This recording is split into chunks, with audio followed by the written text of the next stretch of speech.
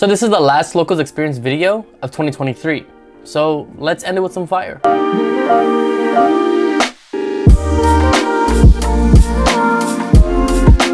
What's up guys, and welcome back to Main Phase TV. Now today is special. It's not just any video, it's our last one for the year. And we're closing it with a bang. I've got something fiery in store for you. That's right, we're diving back into the world of Fire Kings. Fire Kings are becoming known to bring the heat to the duel. With their explosive plays and the resilient strategy, they're forced to be reckoned with. We've fine-tuned this deck for a maximum impact while staying on a lower budget. And I can't wait to show you the duels. So with that being said, let's go ahead and head out to Locals and light them up.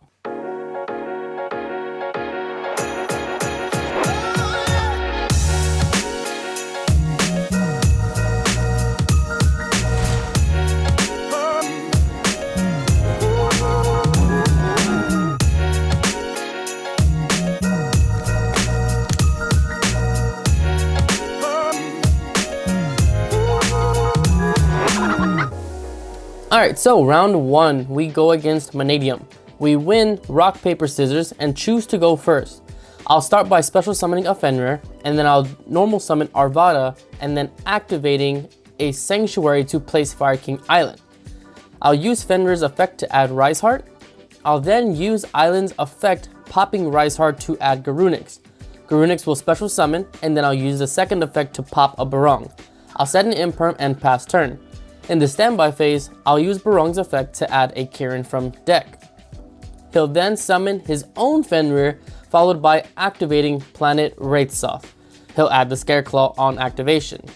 He'll try to use the Fenrir effect, will then negate with Arvada, destroying Garunix. Then on res, we'll use our Fenrir to banish his Fenrir face down. I'm assuming he forgot to use his Fenrir effect. He'll then activate Calarium to add Meek. He'll normal summon Ruum Heart and use the effect, which I'll chain Imperm. On resolution, I'm gonna activate Kirin effect, popping Arvada. I'll then activate Garunix Chainlink 1, and then Arvada targeting Barong Chainlink 2. He'll then activate Called by targeting Garunix as a Chainlink 3.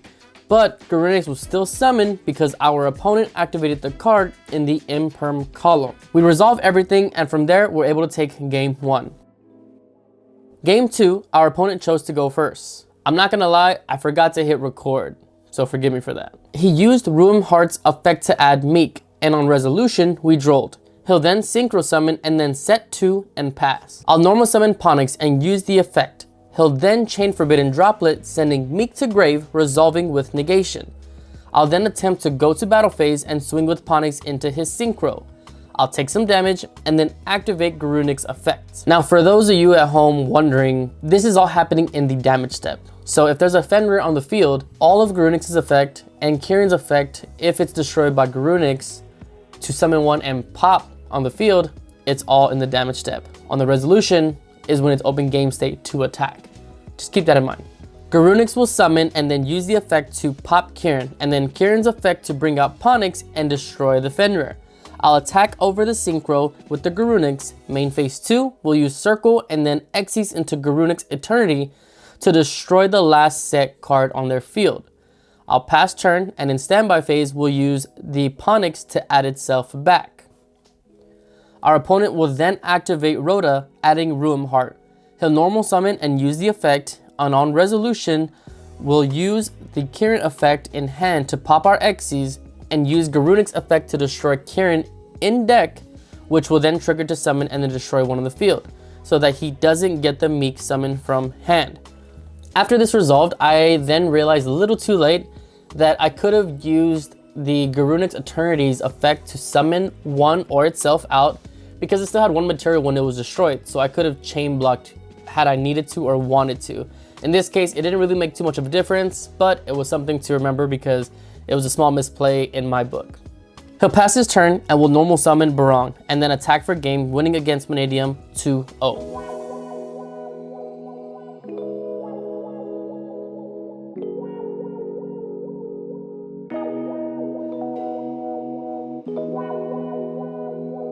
We lose the dice roll and George will go first. He'll start by normal summoning and then linking into his Link 1. On the summon of Sea Angel, we will then imperm so that he doesn't get to add. He'll proceed with his combo and ends his board with a marbled rock and 2 set cards. We start our turn by summoning out Fenrir. We'll use the effect, which is chained by Marincess Wave. We'll then activate Sanctuary to place the field spell. We'll use the field spell to add and then destroy Kirin, and on res, we'll then use Garunic's effect in hand to special summon itself, chained by Kirin to summon out Ponix and destroy a card on the field. Garunix's on summon effect will trigger destroying Arvada, chained with Ponix's effect to add Circle, and Arvada to bring out the other Kirin. We'll attempt to attack with Garunix, but he'll use Marbled Rock's effect to take no damage and she can't be destroyed by battle. I'll then set 1 and in the end phase resolve Arvada by destroying Kirin. During his standby phase, I'll use Circle to switch out Garunix and Arvada.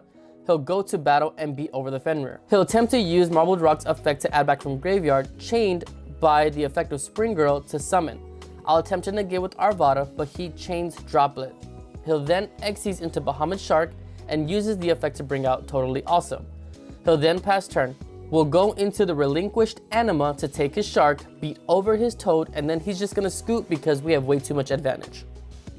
Game 2, George goes first. He plays into the Nib, but on our turn, we search for the field spell, and on activation, he will activate a Cosmic Cyclone, which blows up our field, and he's able to OTK on his turn.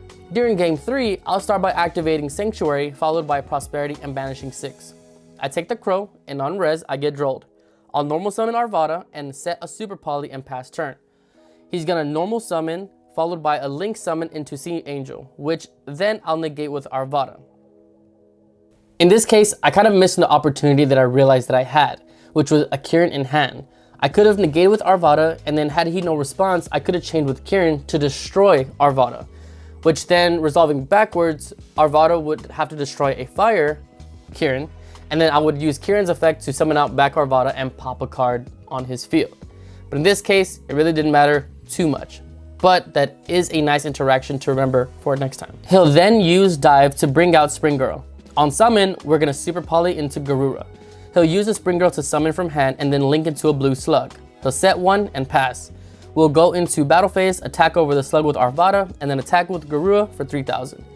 In our second main phase, we will link into Little Knight and activate Garura Chainlink 1 and then Little Knight Chainlink 2 to banish the set card.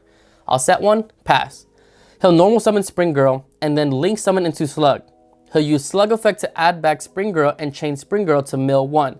I'll then chain Imperm to negate the Slug. That stops his play and he'll pass turn.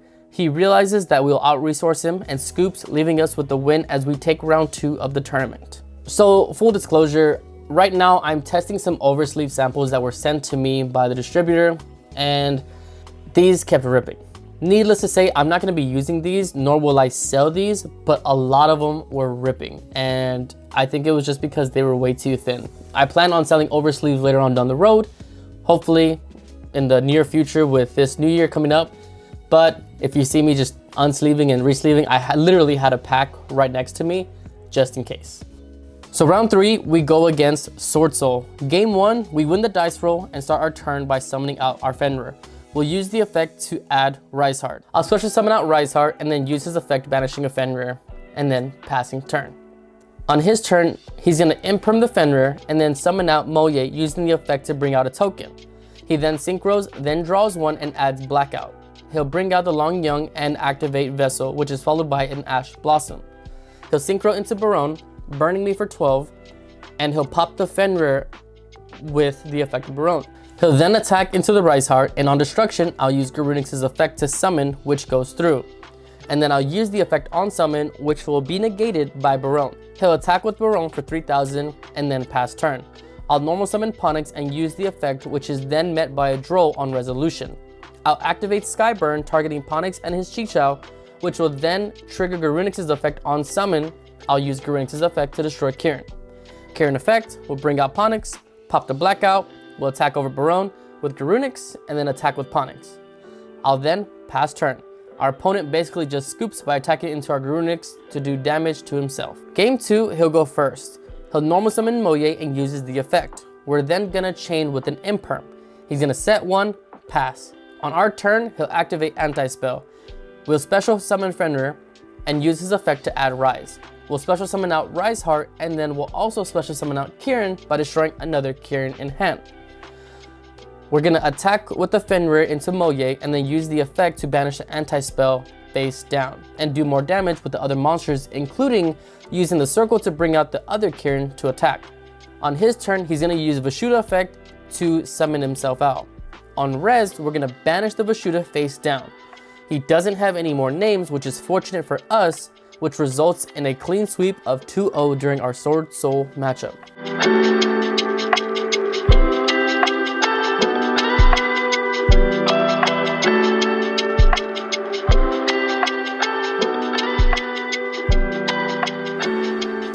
I'm not gonna lie, I kind of forgot to hit record in the beginning, because typically when Mark and I go against each other, it's majority of just shits and giggles. We're laughing, we're joking, we're being dumb, and recording was the last thing on my mind. We're gonna go first, but Mark hits me with an imperm on my Ponix. I'll use Fenrir and Ponix into Little Knight, and Mark was able to go full combo and OTK for game. Game 2, we end up going full combo more or less with a Kieran and Ponix in hand, Fenrir and Little Knight on the field. The Grunix is locked and loaded in the grave. Fortunately enough for us, he wasn't able to break our board. Game 3 was a grind game and ended up with a tie, giving us first place and Mark with second place. As we wrap up this incredible year, I want to extend my deepest gratitude to each and every one of you. Your support, your comments, and the friendships we've formed have made this journey unforgettable. Without you, none of this would be possible, and I thank you for being a part of our Yu-Gi-Oh family.